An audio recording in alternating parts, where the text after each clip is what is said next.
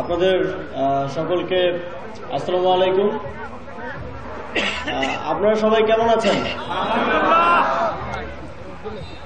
আমরা অন্তর্বর্তীকালীন সরকার দায়িত্ব নেওয়ার পর থেকে আপনারা যেন ভালো থাকেন তার জন্য দিনরাত সবাই কাজ করে যাচ্ছি এবং আপনারা কেমন আছেন, আপনাদের কি কি প্রয়োজন সেটা জানার জন্যই সরেজমিনে এখানে আসা।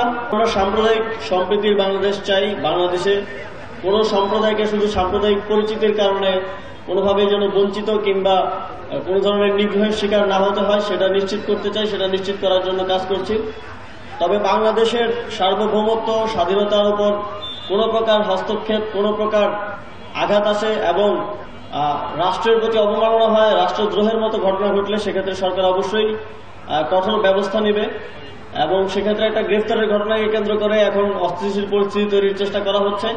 আমরা স্পষ্টভাবে বলতে চাই, কেউ যদি রাষ্ট্রদ্রোহের মতো ঘটনায় যুক্ত থাকে, সে যেই হোক, যত বড় নেতাই হোক, তাকে কোনো প্রকার ছাড় দেওয়া হবে না।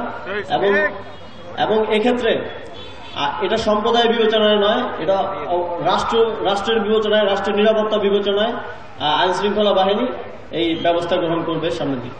আমরা বিকল্প ব্যবস্থা যতক্ষণ পর্যন্ত তৈরি না হয় ততক্ষণ পর্যন্ত আপনারা জানেন অনেকগুলো নাগরিক সেবা দেওয়ার প্রয়োজন হয়, সেজন্য এই কাঠামোগুলো এখনো রয়েছে। আমরা অতি দ্রুত এই বিকল্প ব্যবস্থা তৈরির মাধ্যমে ইউনিয়ন পরিষদগুলোর ব্যাপারেও সিদ্ধান্ত গ্রহণ করব। আপনারা তো দেখতেই পাচ্ছেন যে বিভিন্ন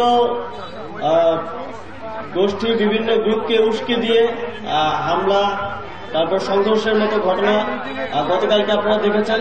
সকালে কিভাবে বিভিন্ন জায়গা থেকে, প্রান্তিক পর্যায় থেকে জনগণকে ভুল তথ্য দিয়ে 1000 কোটি টাকা দিয়ে ঋণ দেওয়ার স্বপ্ন দেখিয়ে ঢাকায় নিয়ে যাওয়া হয়েছিল একটা অস্থিতিশীল পরিস্থিতি তৈরির জন্য।